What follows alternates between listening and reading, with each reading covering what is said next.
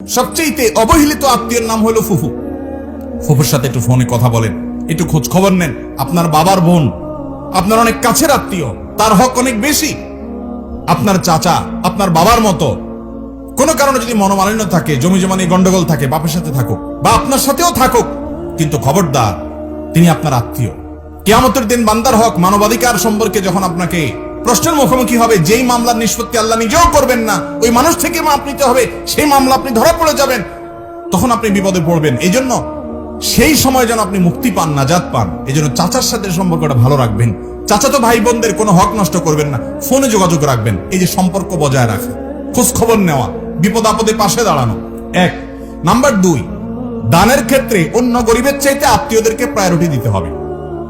আপনি যাকাতের টাকা দিবেন, আপনার আত্মীয়ের ভিতরে যদি গরিব লোক থাকে, আপনার চাচা, আপনার চাচাতো ভাই বোন, আপনার ফুফু, আপনার মামা, আপনার খালা, তাহলে সেক্ষেত্রে অন্য গরিবদেরকে দেওয়ার আগে ইনাদেরকে প্রায়োরিটি দিতে হবে। এমনকি মাদ্রাসা লিল্লাহ ফান্ডে দিলে যে সওয়াব হবে, তার চাইতেও বেশি সওয়াব হবে আপনার এই নিকটাত্মীয় যারা, তাদেরকে যদি দেন। লিল্লাহ ফান্ডে দিলে তার সওয়াব বেশি হওয়ার ভিন্ন কারণ আছে, যে আলেম তৈরি করার ক্ষেত্রে আপনি সহযোগিতা করলেন, কিছু এখানে দেন, কিছু ওখানে দেন। কিন্তু আপনার রক্ত সম্পর্কীয় আত্মীয়দের ব্যাপারে নবী করিম সাল্লাল্লাহু আলাইহি সাল্লাম বলেছেন, আস-সাদাকাতু আলাল মিসকিনি সাদাকা, সাধারণ গরিব মানুষকে তুমি দিলে একটা দানের সওয়াব পাবা। ওয়াস-সাদাকাতু আলাল আকরিবাই আও আলা যিল কুরবা সিলাতুন ওয়া সাদাকাতুন, আর তুমি যদি তোমার রক্ত সম্পর্কীয় আত্মীয় যাদের কথা বললাম, এদের মধ্য থেকে কেউ যাকাতের হকদার গরিব মানুষ হয়, তাদেরকে যদি তুমি দান করো, তাহলে সেই দানের কারণে ডাবল সওয়াব পাবা।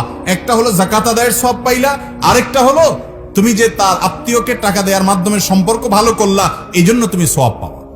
এই জন্য আত্মীয় স্বজনদেরকে দানের জন্য প্রায়োরিটি দিতে হবে। শুধু যাকাত বলে কথা নয়, এমনি হাদিয়া তোহফা বলেন, সাধারণ দান বলেন, আপনি আত্মীয়দেরকে আগে দিবেন।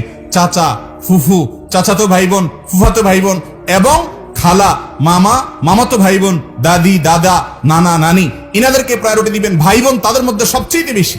ভাই বোন যদি বড় হয় এবং তারা যদি ভিন্ন সংসার থাকে, তারা যদি আপনার অধীনস্থ না থাকে, তাহলে সেক্ষেত্রে আপনি একটা গিফট দিবেন, বা একসাথে থাকলেও গিফট দিবেন, হাদিয়া দিবেন, তোহফা দিবেন, অন্য কাউকে দেওয়ার চাইতে তাকে দিবেন। আল্লাহ তাআলা আমাদেরকে আমল করার তৌফিক দান করুন। তাহলে 4 নম্বর হলো আত্মীয় স্বজন। 5 নম্বর হলো সন্তান সন্ততি। এই সন্তান সন্ততিটা সিরিয়াল আরো উপরে উঠতে পারে, আমি 5-এ বললাম। যাই হোক, আত্মীয়তার সম্পর্ক রক্ষা করা বলতে কি বোঝায়? আত্মীয়তার সম্পর্ক রক্ষা করতে বোঝায় হলো যাদের সাথে আপনার রক্তের সম্পর্ক আছে, ব্লাডের সম্পর্ক আছে, আপনার শরীরের রক্ত তার শরীরের রক্তর কানেকশন আছে, এই মানুষগুলো হলো আপনার রক্ত সম্পর্কীয় আত্মীয়। তাদের সাথে আপনার সম্পর্ক রক্ষা করতে হবে। সম্পর্ক রক্ষা করা মানে কোনো কারণে তাদের সাথে সম্পর্ক ছিন্ন করতে পারবেন না, জায়েজ নাই, কোনো যুক্তিতে না।